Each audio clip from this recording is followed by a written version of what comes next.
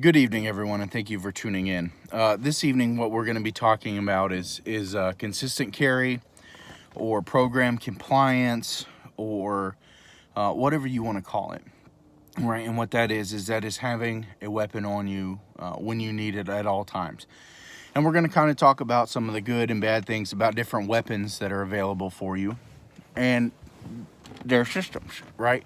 Um, you know, a competition handgun is great, but the size of it is really going to be a determining factor in whether or not you actually keep it on you. And then we're going to be talking about why I think certain small pocket handguns or pocket revolvers are really worth their weight in gold, just because of how simple they are and how easy it is to get with the program compliance.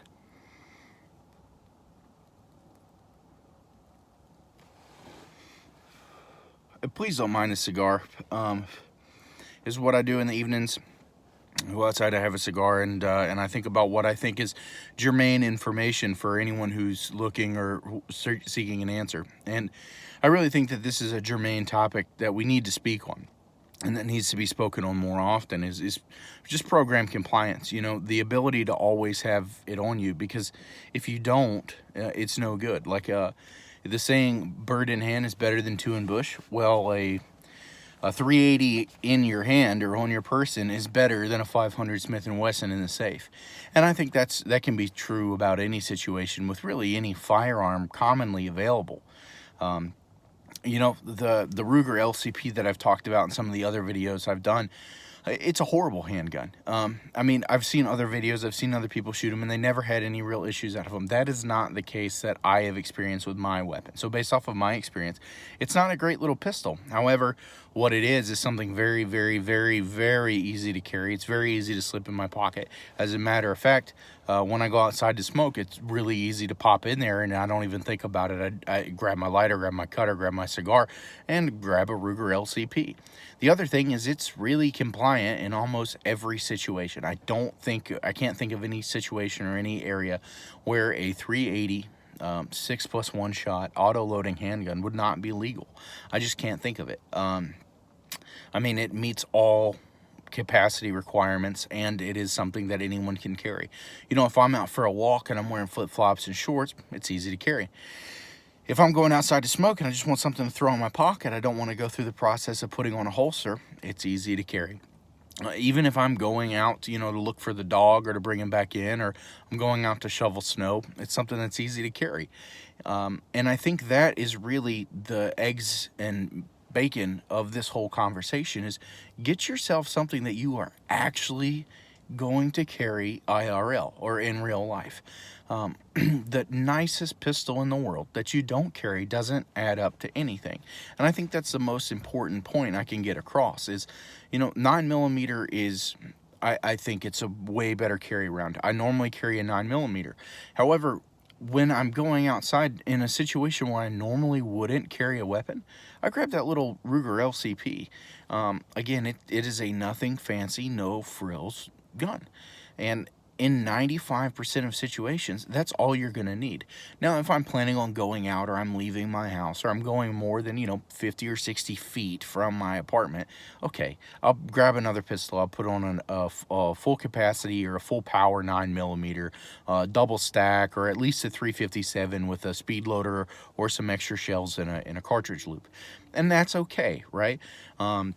Whatever your carry pistol is, whatever meets your needs based off of where you are, your experience, your training, and your comfort level, that's great.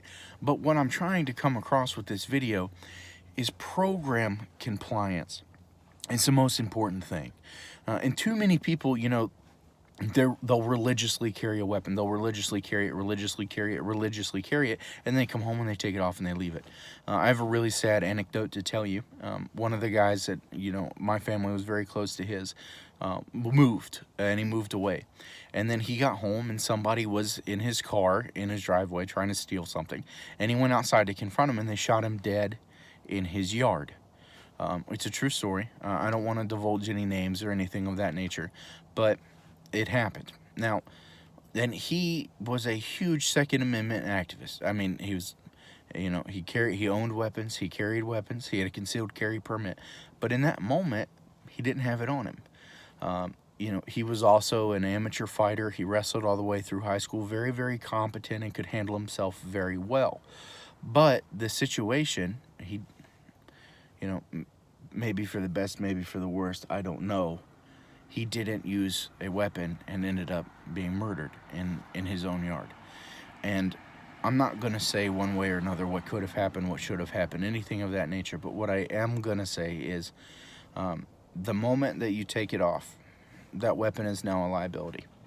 The moment that you don't have it on you, that weapon is now a liability. Somebody else can take it, somebody else can get it. They can use it to do harm on you, and you no longer have it.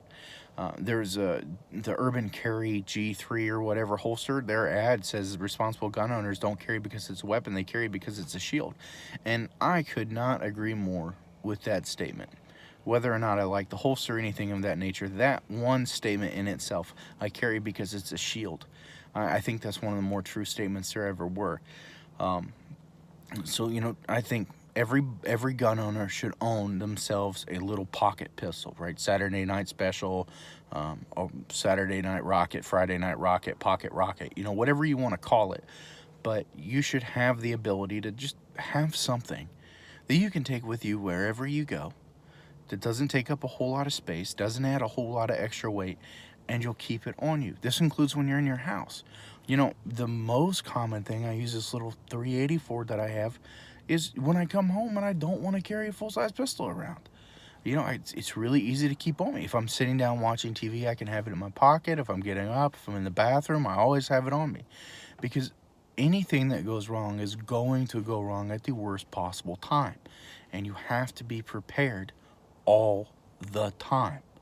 So I think if you're going to watch this and you're going to take anything away from it, it's invest in a very good, high quality, everyday carry pistol that you're going to keep with you when you leave your abode or your dwelling or your residence, whatever you want to call it.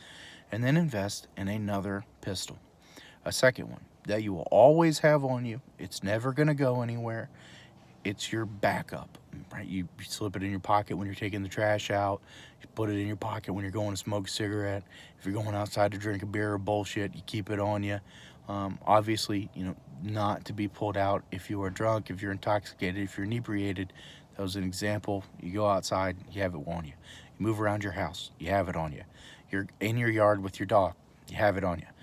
There's a common theme here that I'm talking about, and it's always having it available on your person and ready to go. Remember, everybody, stay frosty, and I hope you have a wonderful evening. I hope that this is getting through to somebody and my ramblings are at least striking a point so that you understand kind of where I'm coming from and what I believe in. Thanks for dealing with me. Thanks for hearing me out. If you have any questions, go ahead and comment. You're not going to hurt my feelings. If you're rude or excessively disrespectful, I'll just remove it. I'm not going to be upset. I'm not going to report you. But we don't need to be rude here.